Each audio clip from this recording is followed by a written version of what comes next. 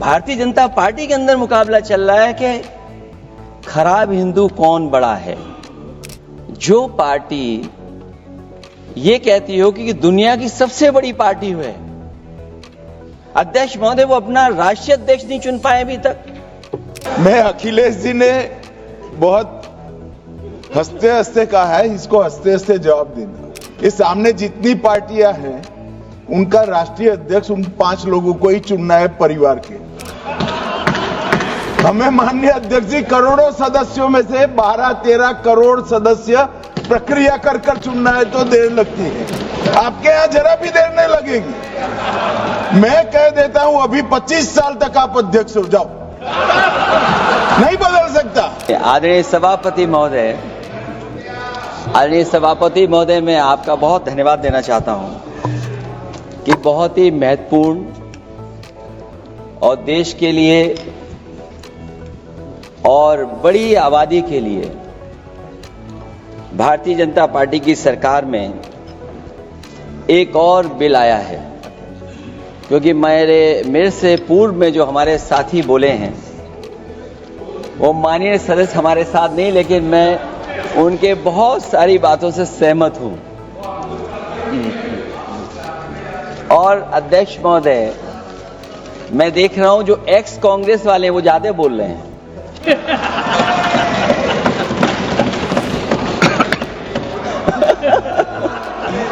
आदरणीय अध्यक्ष महोदय,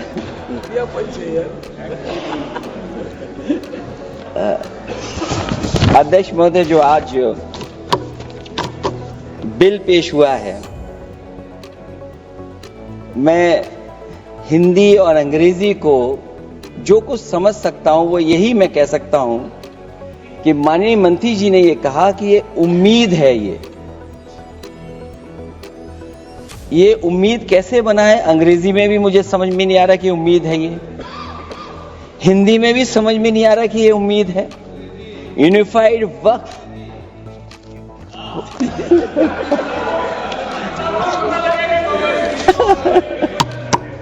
अध्यक्ष महोदय, यूनिफाइड वक्फ मैनेजमेंट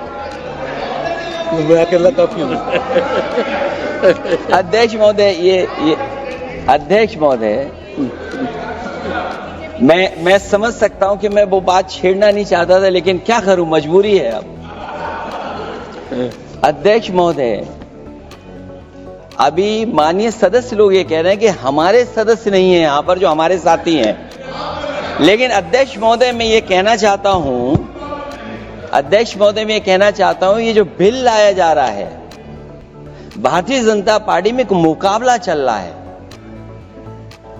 भारतीय जनता पार्टी के अंदर मुकाबला चल रहा है कि खराब हिंदू कौन बड़ा है। और ये बात अध्यक्ष महोदय मैं ऐसे ही नहीं कह रहा हूं। जो पार्टी ये कहती हो कि दुनिया की सबसे बड़ी पार्टी है, अध्यक्ष महोदय वो अपना राष्ट्रीय अध्यक्ष नहीं चुन पाए अभी तक। अध्यक्ष महोदय, भारतीय जनता पार्टी क्या है?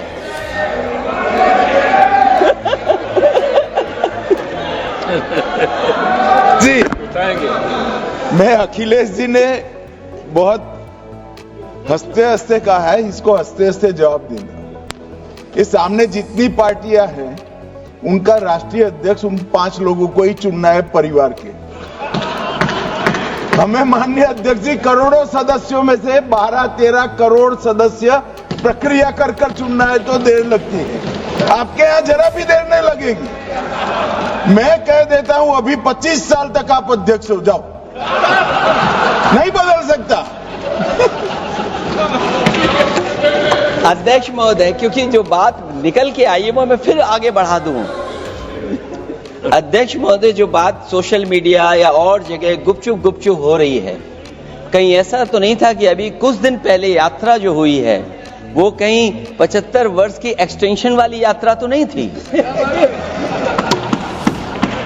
अध्यक्ष महोदय, ये जो इस बार जो वक्फ बिल आया है, नाकामी का पर्दा इस बार है वक्फ बिल। और नाकामी कोई एक आध नहीं है, मैं कई नाकामियां बता सकता हूं।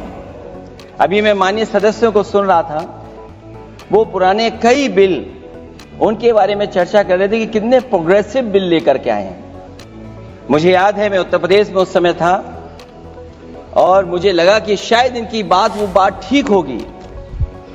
एक ये बहुत तैयारी के साथ फैसला लेकर के आए थे और फैसला ये लिया था आधी रात के आज के बाद नोट नहीं चलेंगे, नोट बंद हो जाएंगे। अध्यक्ष महोदय, उस नोटबंदी नाकामी के बारे में भी तो चर्चा हो जाए कि अभी भी न जाने कितनी जगह पर कितना रुपया निकला जा रहा है, कितना निकल करके आ रहा है। केवल नाकामी नोटबंदी की नहीं, नाकामी बेरोजगारी की भी है, नाकामी महंगाई की भी है, नाकामी किसान की आय दोगुनी नहीं कर पाए वो भी इनकी नाकामी है। मुझे याद है एक माननीय मंत्री जी पूरे देश की नदियों के बारे में बीओडी बता रहे थे, लेकिन माननीय मंत्री जी ये भूल गए कि उनके शहर में, उनके क्षेत्र की जो नदी है उसकी बीओडी क्या है। गंगा क्या साफ हो गई, यमुना क्या साफ हो गई, स्मार्ट सिटी क्या बन गई, क्या गोद लिए हुए गांव इन्होंने गोद से उतार दिए, उनकी क्या दुर्दशा है। इसलिए मैं कहना चाहता हूं, ये नाकामी का पर्दा इस बार वक्फ बिल बना है।